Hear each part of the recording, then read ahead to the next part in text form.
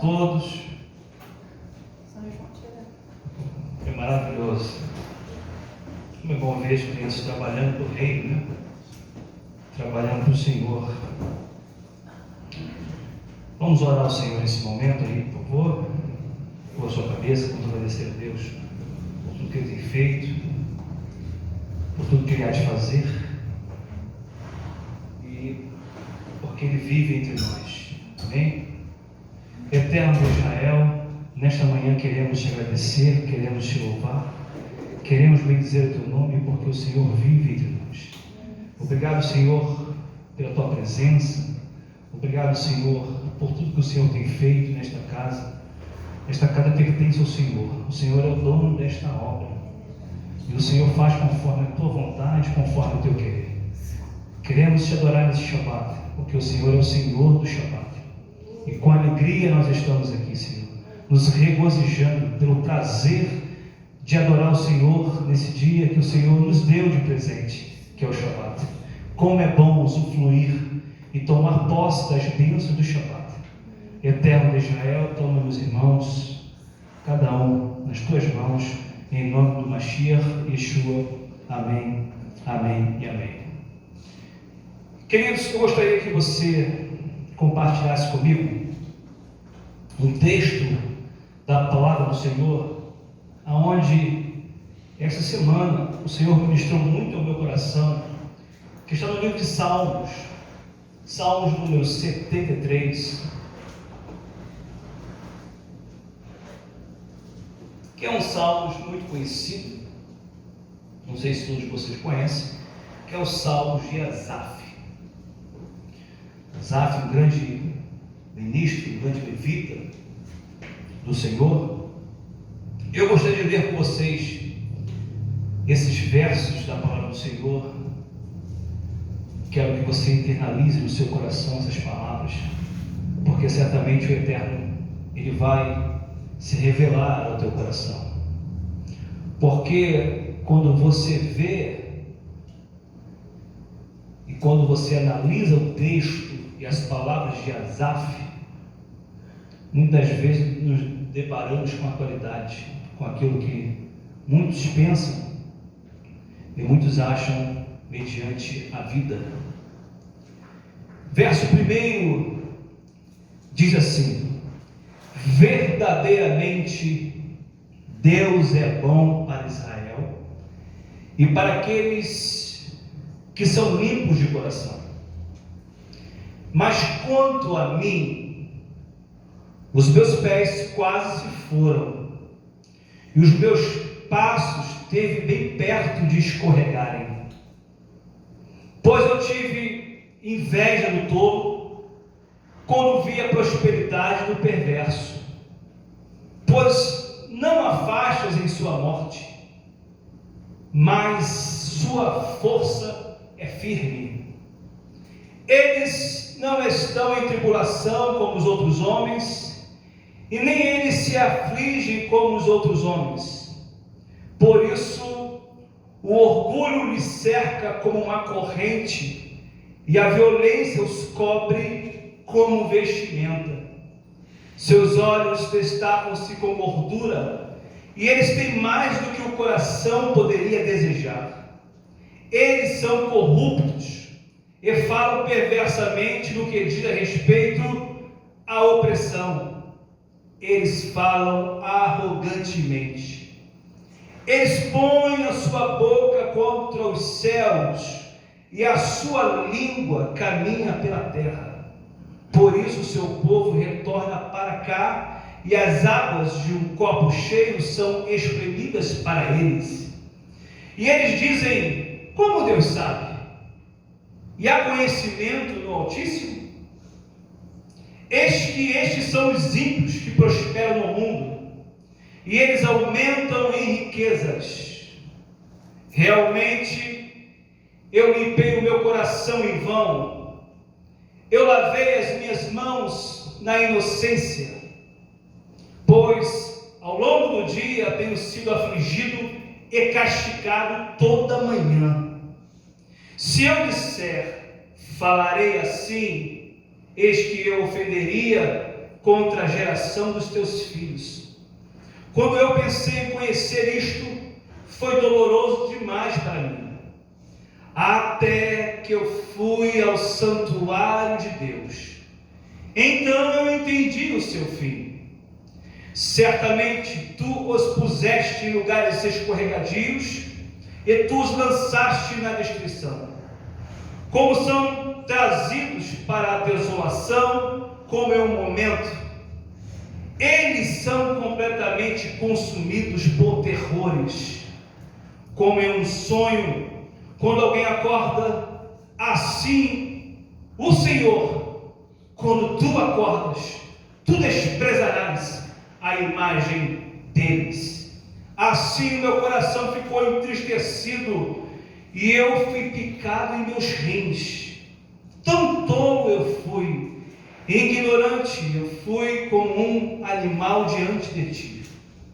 Apesar disso, estou continuamente contigo, e tu me asseguraste pela minha mão direita.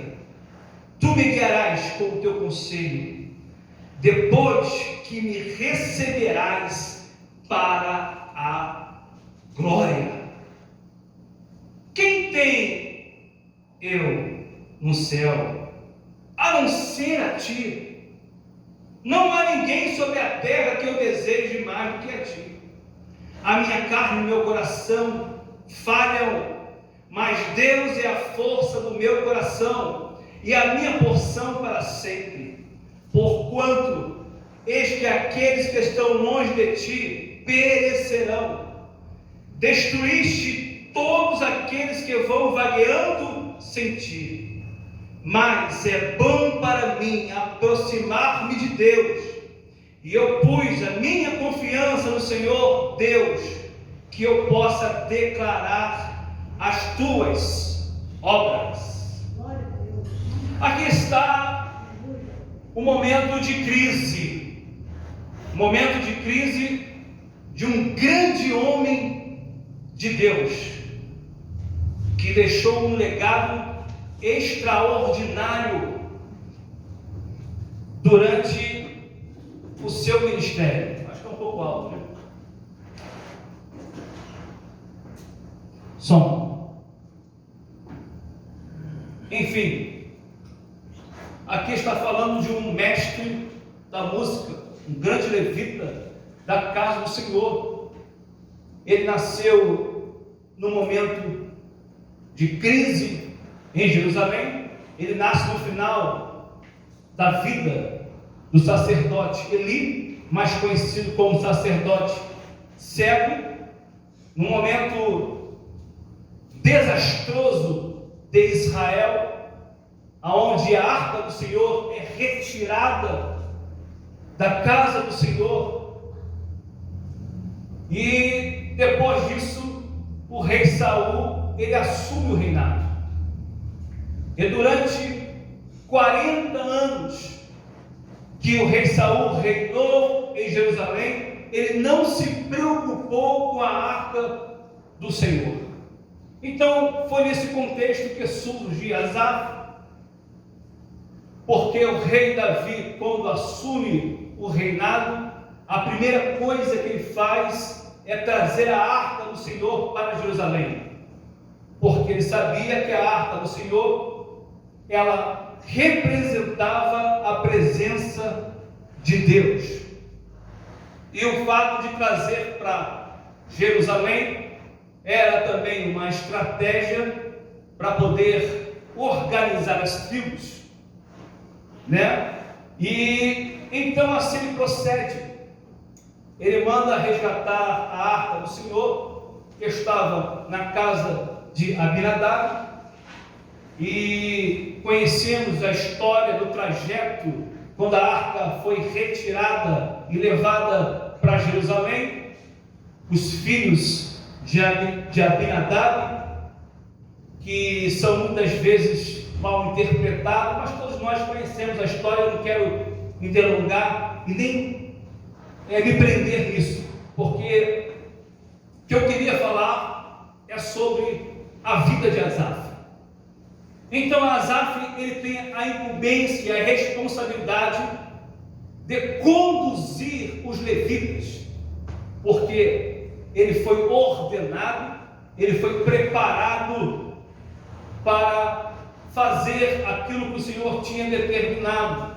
Ele era o mestre da música, ele dominava a música, ele tocava símbolos. Símbolos é como se fosse uma percussão, era feita com uma tampa de metal, e ele dominava toda essa área de percussão, enfim, um grande mestre na música. Além disso, ele foi um poeta e também um profeta.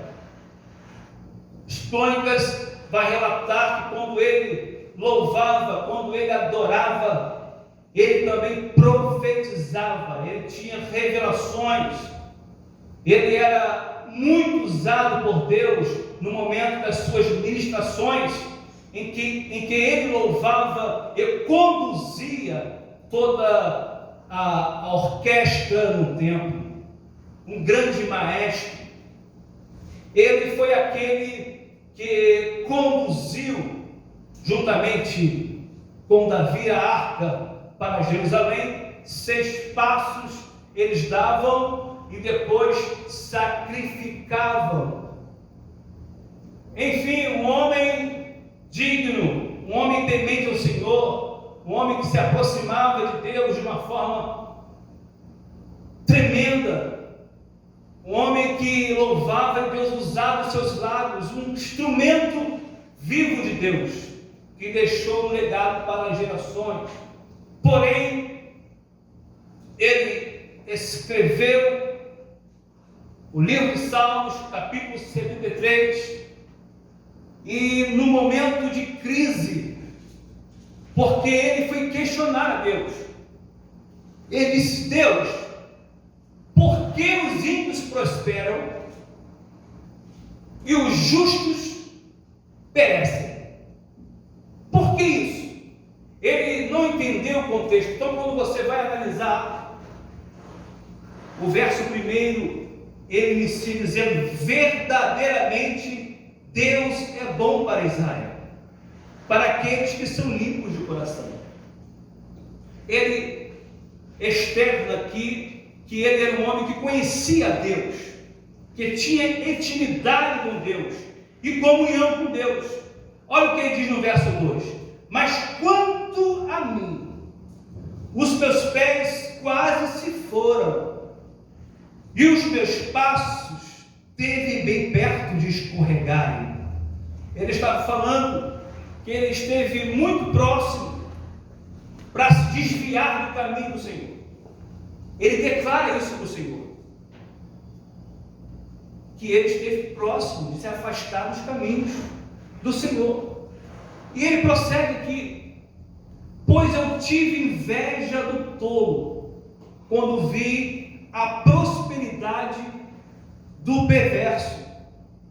Verso 4: pois não há faixas em sua morte. Essa palavra faixa, a tradução original em hebraico, dores. Não há dores, ou seja, não há sofrimento em sua morte, mas sua força é firme. Ele está dizendo aqui: eles não adoecem, eles têm saúde.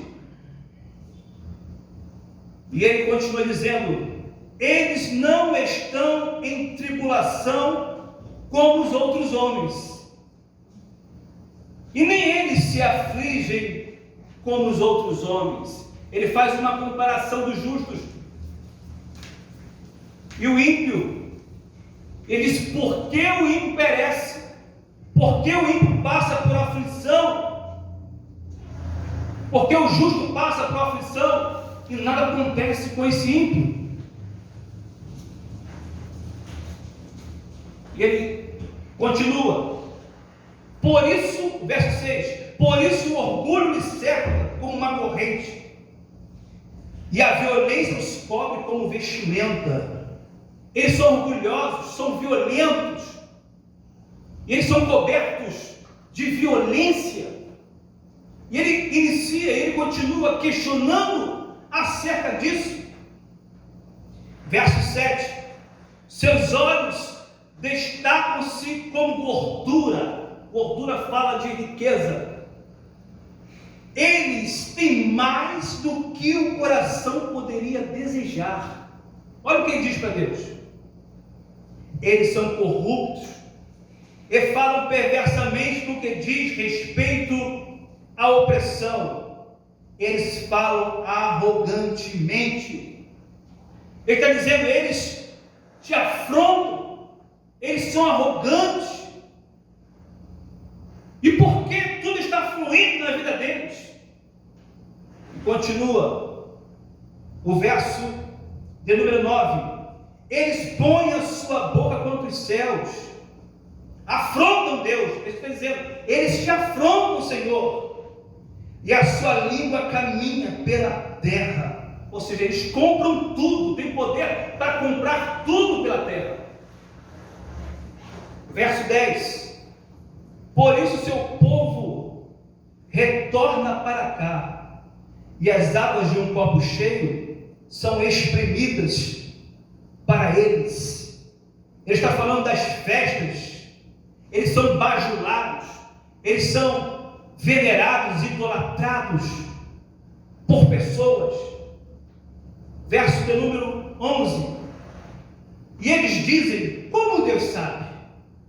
E há conhecimento no Altíssimo? Ele está dizendo, Senhor, eles blasfemam contra Ti. Olha o que eles fazem contra o Senhor. São devassos. O Senhor não vai fazer nada com relação a esses. Ele está em indignação. Ele está orando ao Senhor. Ele está colocando aquilo que estava dentro do seu coração naquele momento. Porque ele era um adorador. Ele era da tribo de Levi. Ele era da família de Gerson, filho de Beraquias, um homem influente em Israel. A família dele era responsável pela ornamentação do templo, pelo cuidado, pela preparação do culto, pela liturgia, pela adoração. Então eles sabiam o que era adorar. Ele, quando iniciava os seus louvores e as suas ministrações, Deus usava em revelações profundas, em profecias ao povo. Um grande profeta que tinha e vivia uma vida libada com Deus. E ele vai falar isso aqui. Verso 12. Eis que estes são os ímpios que prosperam no mundo, e eles aumentam em riquezas.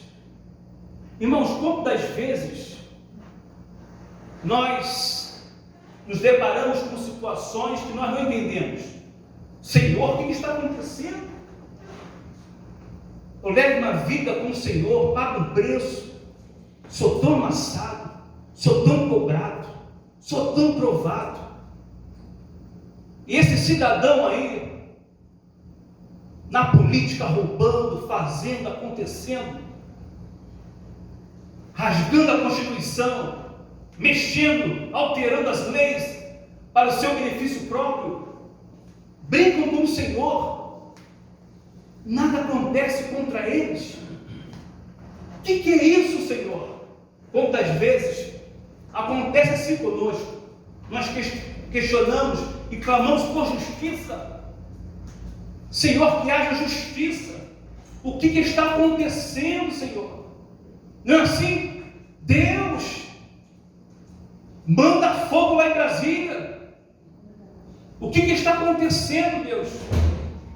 A sede por justiça. E ele externa no verso 13, diz: realmente eu limpei o meu coração em vão. Irmãos, preste atenção aqui no que ele diz. Realmente eu limpei o meu coração em vão, e lavei as minhas mãos na inocência. Sabe o que ele está dizendo para Deus? valeu a pena, Senhor, eu pagar o preço? Será que está valendo a pena, Senhor, eu renunciar? Será que está valendo a pena eu pagar um preço, falar a verdade? Será que vale a pena, Senhor? Ele chega a questionar isso com Deus. E olha o que diz o verso 14: pois ao longo do dia tenho sido afligido e castigado toda manhã. Ele está falando da vida dele, das tribulações que ele passa. Eu sou castigado, eu sou atribulado toda manhã. Passo por adversidade, por lutas, por afrontas. Por que, Senhor? Por quê?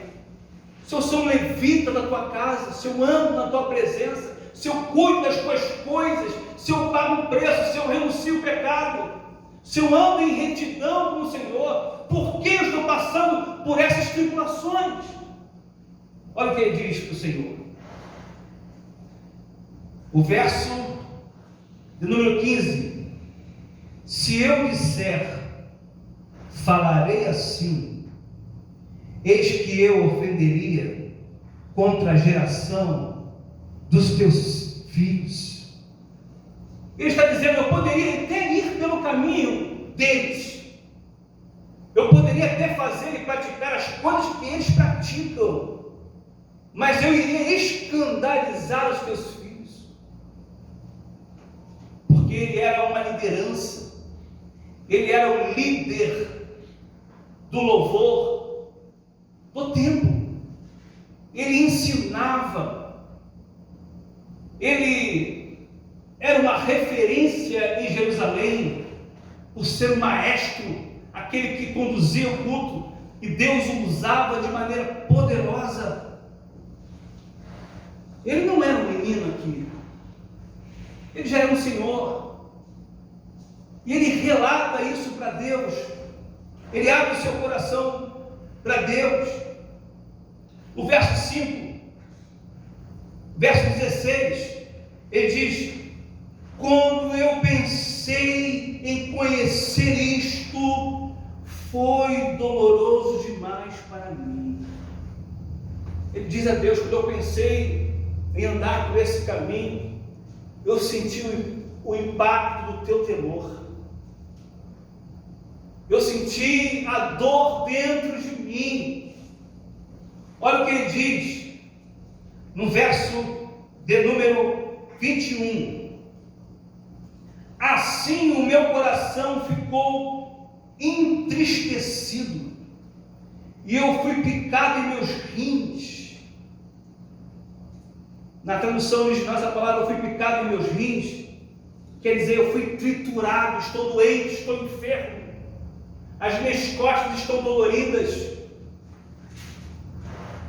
Ele está falando com Deus, o meu coração ficou entristecido, e eu fiquei doente, por causa da minha inveja, por causa da minha tolice. Olha o que ele diz no verso 22, tão tolo eu fui, ignorante eu fui como animal diante de ti.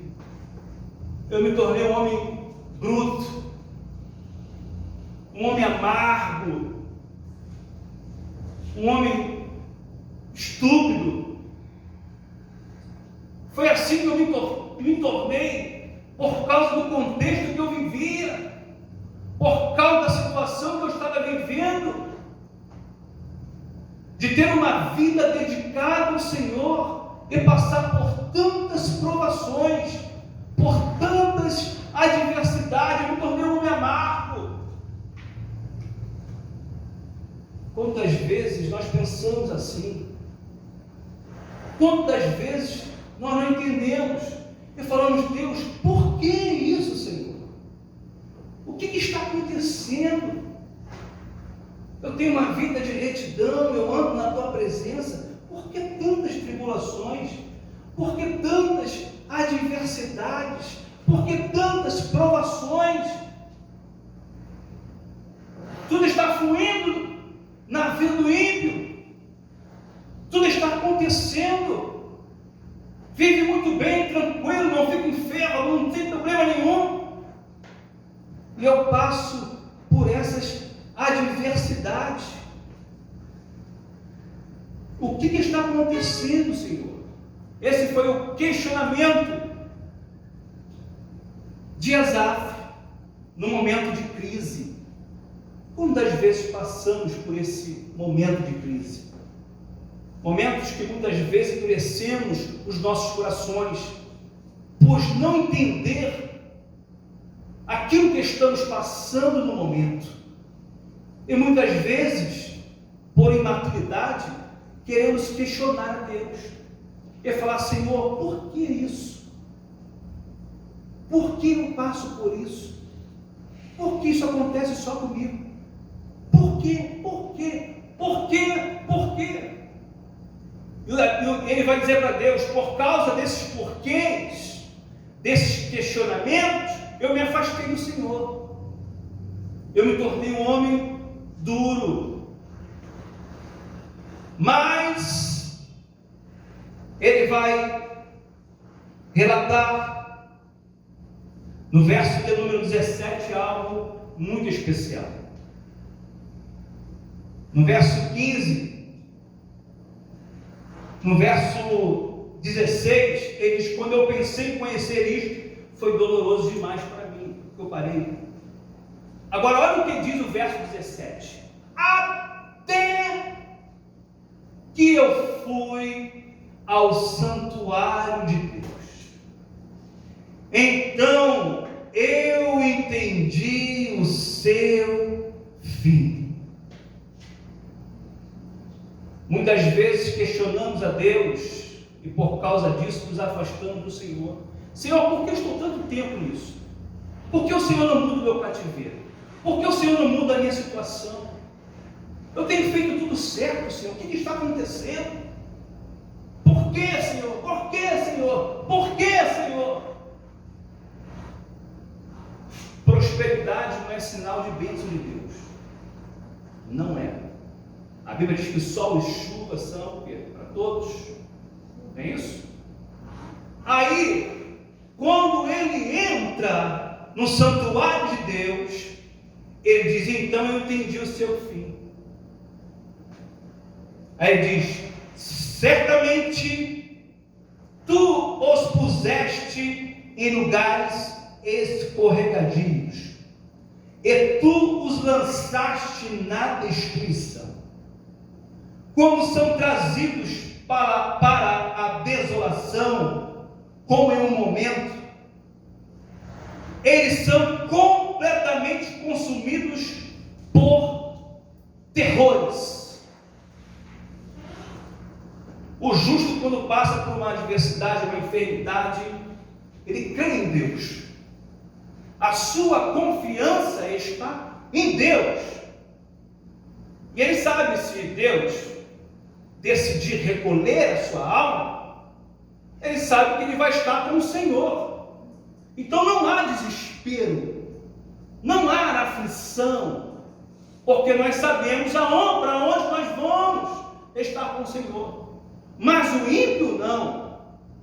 Quando ele fica enfermo, ele fica totalmente aterrorizado, em desespero, em angústia. Eu estava lendo um artigo de um homem muito rico, muito rico. Ele tinha 2 jatinhos particulares, que cada um custava 80 milhões de dólares. Para você ver, é absurdo. Ele escolhia, vou nesse. Ele morava no exterior, mas tinha uma empresa em São Paulo. Então dinheiro para ele não é problema. Só que ele adoeceu, ficou doente, teve um câncer terminal. E no dia da sua morte, ele declara, antes de morrer, ele diz: eu estou vendo agora na morte, em desespero, que tudo que eu tenho dinheiro para comprar o que eu quiser, para fazer o que eu quero, mas eu não tenho dinheiro para curar a minha vida. Isso não, porque isso está nas mãos daquele que eu nunca me preocupei. Ele entendeu, ele compreendeu o tamanho do seu desespero, da sua angústia, que o dinheiro não poderia comprar a sua vida. Ele poderia usufruir de tudo, mas naquele momento estava nas mãos do Senhor. Essa é a diferença do ímpio e do crente, do justo. Porque o justo sabe para onde ele vai, porém, o ímpio não. O ímpio entra em desespero, entra em angústia, porque ele não sabe para onde ele vai. Então, quando Asaf, ele diz, nesse momento de coração endurecido, de angústia, duro, até que eu fui ao santuário de Deus, então eu entendi o seu fim. Quantas vezes o Senhor está nos chamando para isso? Para entrar no santuário dEle, para estar na presença dEle, para entender aquilo que Ele vai fazer na tua vida. Quando você entra no santuário de Deus, aí você entende o porquê que você está passando por essas adversidades e por essas tribulações. Porque quando você entra no santuário dEle, Ele se revela a você. Ele abre o coração dEle para você. Ele te revela aquilo que Ele vai fazer, aquilo que Ele vai realizar. E muitas vezes nós nos afastamos de Deus porque estamos preocupados com coisas alheias. Estamos preocupados com a prosperidade do ímpio, com os benefícios que o ímpio tem recebido. E aqui o texto vai dizer que ele endureceu seu coração, ele ficou contrito porque ele não entendeu por que os justos passam por tribulações e os ímpios prosperam. Esse foi o questionamento que ele fez com Deus. Ele diz: toda manhã eu passo por tribulação, por adversidade. Asaf, ele conduzia uma adoração que durava 24 horas por dia no templo. Porque quando Davi traz a arca do Senhor para o templo, ele dá uma ordem: vocês vão adorar a Deus 24 horas aqui, não vai parar.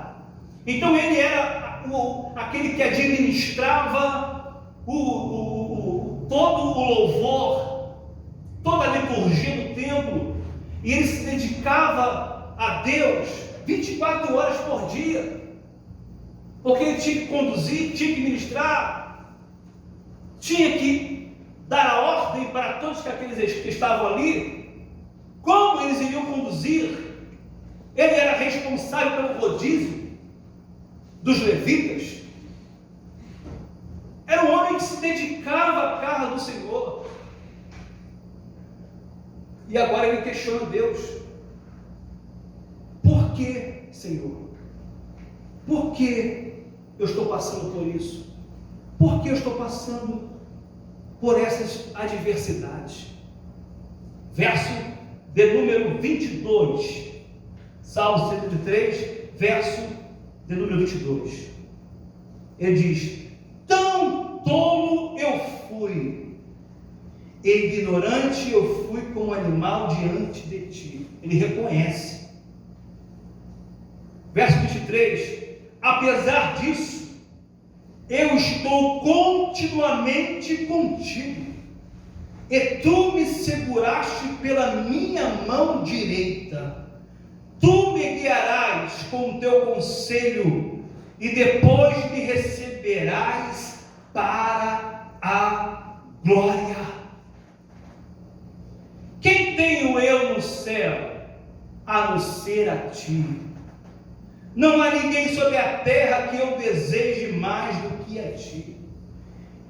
Meu irmão, quando você entra no santuário de Deus, você passa por uma plataforma sobrenatural que é inexplicável.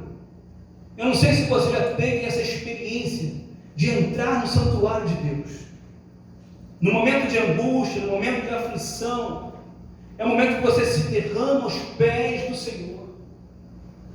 E com muito esforço, você se conecta a Deus. Porque existe uma batalha, existe uma luta. Porque você tem que lutar com você mesmo. Porque a sua carne pede outras coisas. A sua carne te assola para praticar outras coisas. Mas quando você se purifica, quando você se aproxima, quando você mortifica, quando você entra no santuário de Deus, que para você entrar no santuário de Deus, não é de qualquer maneira. Existe um processo. Existe um processo, uma ordem cronológica, porque o Senhor ele é organizado. Então você precisa entrar pela ordem de Deus para você chegar no santo lugar. Uma conexão direta com Ele. Aí você vai ver, você vai sentir como se o seu corpo saísse da onde você está. É como se um querubim viesse, pegasse você e levasse você para uma atmosfera espiritual diferenciada. E você começa a receber as revelações de Deus. Você começa a sentir o gozo da alegria de estar na presença de Deus. Aí você começa a receber de Deus as revelações dos últimos dias. Ele começa a falar com você. Ele começa a se revelar a você. Aí você entende João. João viu os 7 castiçais de ouro. João teve a revelação do Apocalipse. Ele entrou na santidade de Deus. E eu quero dizer para você que Deus está te convocando.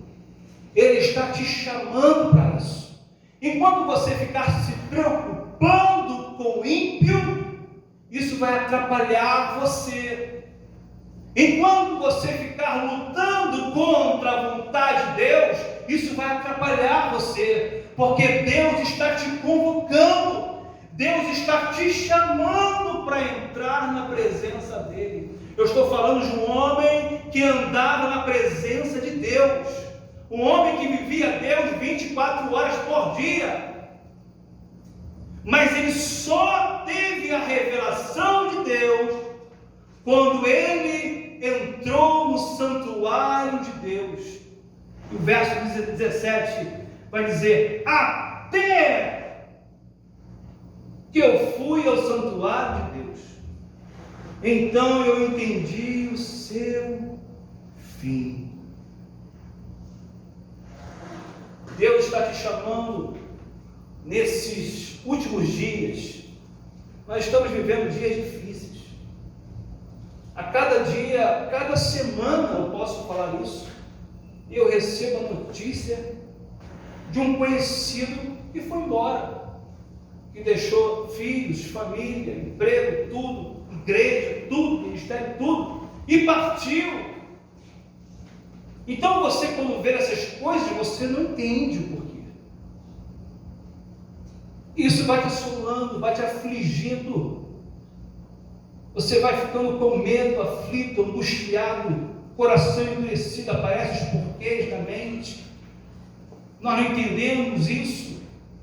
Mas eu quero dizer uma coisa para você. Quando você entra no santuário de Deus e você compreende que você não é desta terra, que você é peregrino aqui, você está aqui de passagem, existe uma terra, um reino que vai descer sobre esta terra, e nesse reino que você vai reinar com Mashiach e Yeshua. E sabe o que está acontecendo nesses últimos dias? Por causa do contexto que nós estamos vivendo,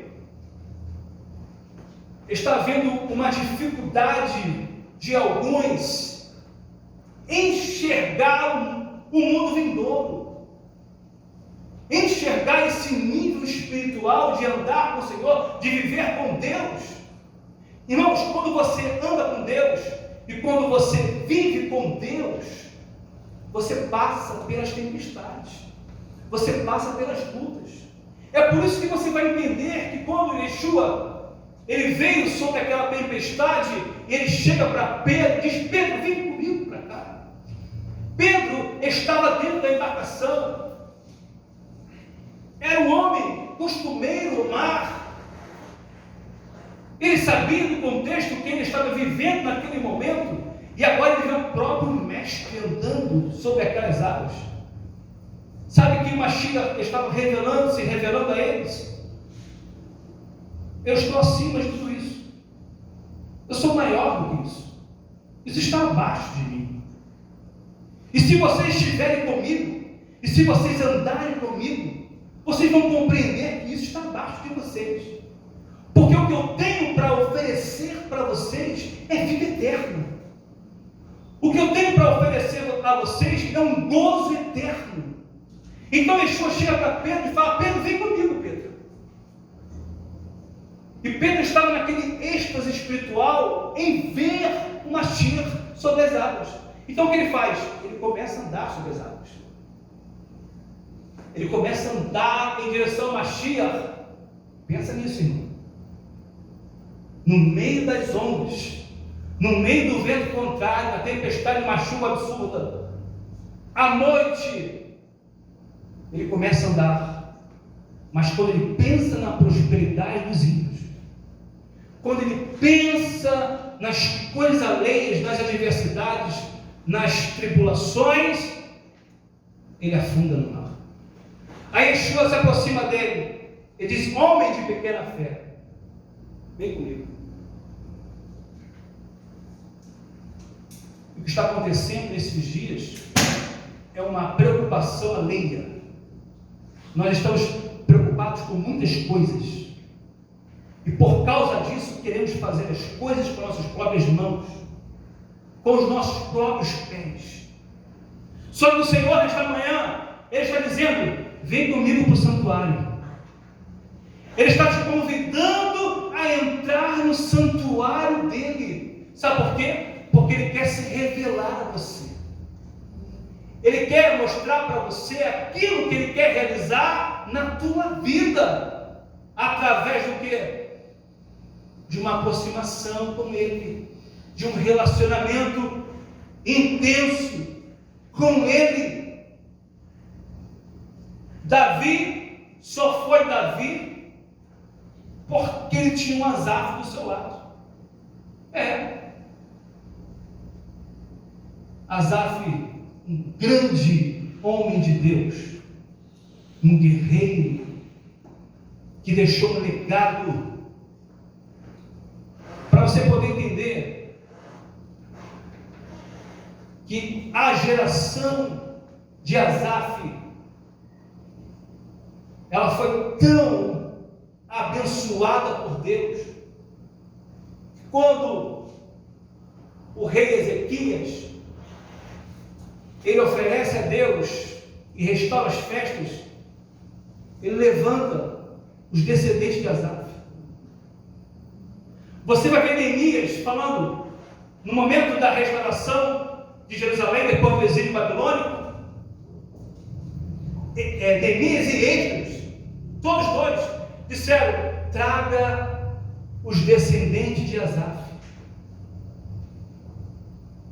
Porque Asaf deixou um legado para toda a sua descendência. Ele foi uma referência. Ele escreveu os Salmos. Você sabia que o livro de Salmos, ele foi escrito também por Moisés, por Salomão? Não foi somente Davi. E por Asaf escreve 10 capítulos do livro de Salmos.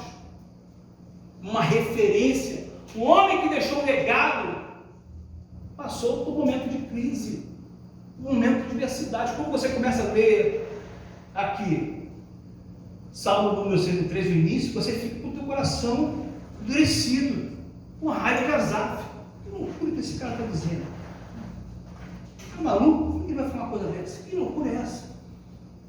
Mas aqui ele está externando a Deus a sua fragilidade.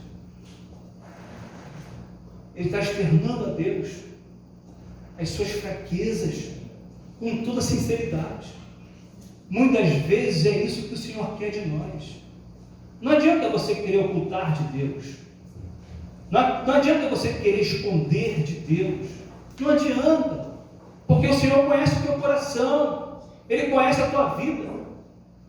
Então, quando você entra na presença de Deus e você clama a Deus, você conversa com Ele, tudo aquilo que você está passando, que você está vivendo, Ele te compreende, porque Ele te conhece, porque você é a imagem e semelhança dEle, Ele te formou. Então, por que muitas vezes somos restritos a conversar com Deus, a colocar diante de Deus as nossas fraquezas? Sem tabu, você tem que chegar diante de Deus e falar: Senhor, eu sou assim, assim, assim, assim, e eu preciso do Senhor, eu preciso da sua misericórdia. Ele quer essa sinceridade. Então Asaf aqui está externando para Deus aquilo que ele está passando. Mas como um grande ministro, profeta, poeta, mas ele está falando com Deus. Então ele deixou esses salmos aqui para que haja um ensinamento nos dias atuais, que para você chegar diante de Deus, primeiramente você tem que reconhecer na sua vida, reconhecer as suas fraquezas, suas imperfeições, e colocar no altar de Deus, e falar: Deus, eu sou assim mesmo, eu tenho esse problema, eu cometo esse pecado, esse erro, eu sou falho nisso, eu preciso do Senhor. Sinceridade. Então aqui ele está externando para Deus aquilo que ele estava vivendo no momento, para que houvesse um ensinamento nos dias atuais. E você vai ver que depois que ele abre o coração para Deus, depois que ele confessa para Deus, ele diz: até que eu fui ao santuário de Deus, então eu entendi o seu fim. Essa é a ordem cronológica para você chegar diante de Deus. Para você chegar diante de Deus, você tem que reconhecer o tipo de pessoa que você é, o tipo de ser humano que você é. Você não tem como ocultar para Deus o seu caráter. Não. Você tem que falar com Deus mesmo: Senhor, eu sou assim. O Senhor sabe. Mesmo que embarque dentro de você, que você tenha vergonha de falar, porque você sabe que para você chegar diante de Deus, Todo-Poderoso, e falar acerca disso, é vergonhoso. Mas o Senhor quer ver essa sinceridade em você. Ele quer que você abra o seu coração e diga: Senhor, eu não tenho força para seguir, porque a fraqueza que há em mim se torna mais forte que o meu querer. Aí você entra no santuário dele, porque ele vê que você reconheceu, que você está pedindo ajuda. É isso que ele quer ver. E é esse tipo de relacionamento que ele quer ter com você. Quando você vai estudar a vida de Baraquias, quando você vai estudar a vida de Gerson, em que ele foi descendente dessa família, dos Gersonitas. Então, quando você vai ver a história desses servos do Senhor, o que eles passaram pelas adversidades, mas o Senhor, em todo o tempo, Ele quis ter um relacionamento mais intenso com esses. Sabe o que acontece, meus irmãos? Às vezes nós nos acomodamos com esse mundo, e o Senhor não quer isso. Nos acomodamos com as coisas desse mundo, com as belezas deste mundo, com tudo que acontece neste mundo. Aí você entra por uma procrastinação. Aí você vai se afastando de Deus. Aí sabe o que você faz? Coloca Deus em segundo plano da sua vida. Não, Deus está em segundo plano, meu amigo. Primeiro os meus prazeres, primeiro isso que eu quero, isso que eu acho, isso que eu quero fazer na minha vida, esse ponto que eu quero chegar. Deus está em segundo plano. E quando Asaf, ele coloca para Deus toda essa crise contexto que ele estava vivendo, foi porque ele se afastou de Deus. Ele ficou tão atarefado em seus compromissos que ele se esqueceu de entrar no santuário de Deus. E hoje em dia não é diferente. Nos preocupamos com tantas coisas, entramos numa sobrecarga tão absurda que esquecemos de Deus. Mas Deus está te chamando nesta manhã, nesta tarde, para você entrar no santuário de Deus. Ele está falando: meu filho, vem para cá, para o meu santuário, que eu quero conversar com você. Irmãos, quantas vezes nós nem oramos, passa um dia, e o trabalho, a universidade, a correria, e você, meu Deus, eu nem orei hoje, eu nem clamei. Aí você vai deitar, oh meu Deus, meu pai, obrigado por ele hoje, dormindo, deitado, cansado.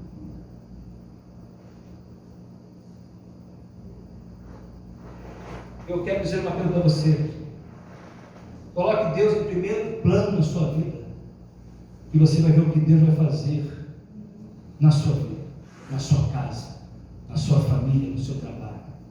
Coloque Deus em primeiro plano da sua vida. Acordou pela manhã, a primeira coisa a fazer: Deus, tenha misericórdia da minha vida, abençoe meu dia, o que o Senhor quer fazer? Fale comigo, me dá revelações, me dá estratégias para o meu trabalho, Senhor. Por favor. Você vai ver que tudo vai ser diferente. E é isso que Deus quer que aconteça. Você precisa priorizar o reino de Deus. Eu percebo que muitas pessoas que pedem conselho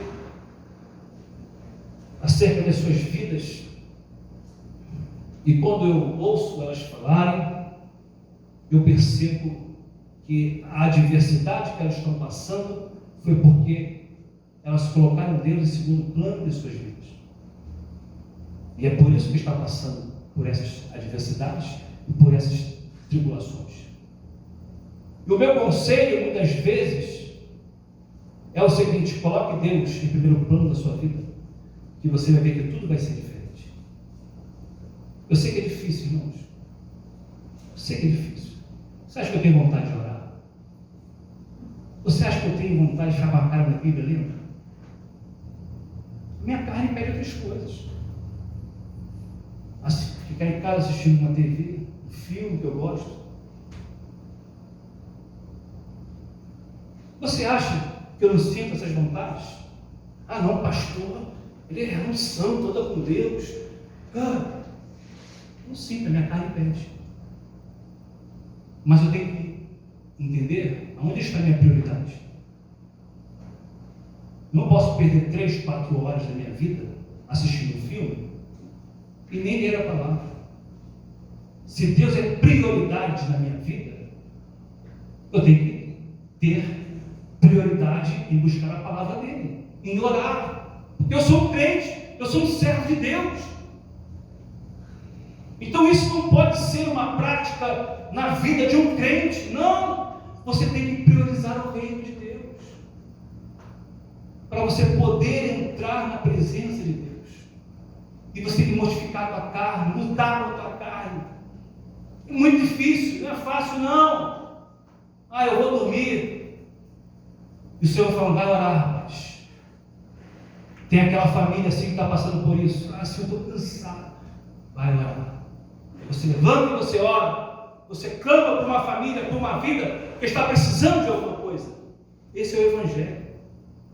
Asaf só entendeu isso e esqueceu das coisas que ele estava atravessando depois que ele entrou no santuário de Deus. Deus está te chamando para entrar no santuário dele.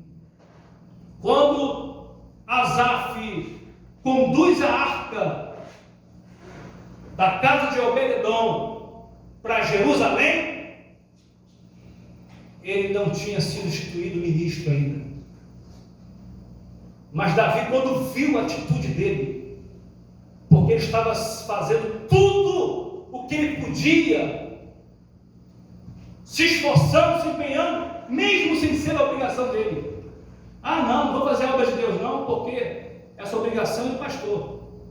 Ah, não vou fazer a obra de Deus não, porque essa obrigação é do diácono, é do presbítero. Não. Negativo. Asaf não pensou assim.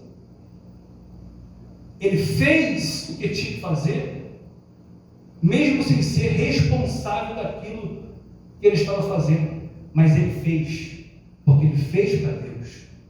Então é por isso que ele inicia dizendo: verdadeiramente Deus é bom para Israel, para aqueles que são limpos de coração. E ele inicia falando isso para Deus, porque ele conhecia Deus, mas também ele tinha suas fraquezas e as suas imperfeições. Então nesta manhã